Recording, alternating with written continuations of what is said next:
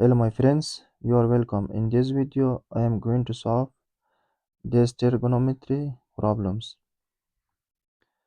As you can see in the figure, a photographer wants you to take a pictures from the top of a cliff. The horizontal distance from the photographer to the cliff is 15 meters,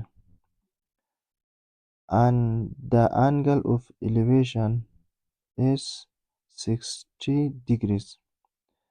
We are asked to find the height of, of the cliff. To find the height, we use the tangent of the angle. The tangent of 60 degrees equals h over 15 meter, and so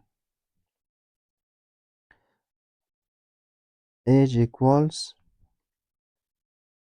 15 meters times tangent 60, and so h equals 15 times tangent 60 equals the square root of 3, and so h equals 15 times the square root of 3 is equals 1.73, and so h equals 15 times 1.73.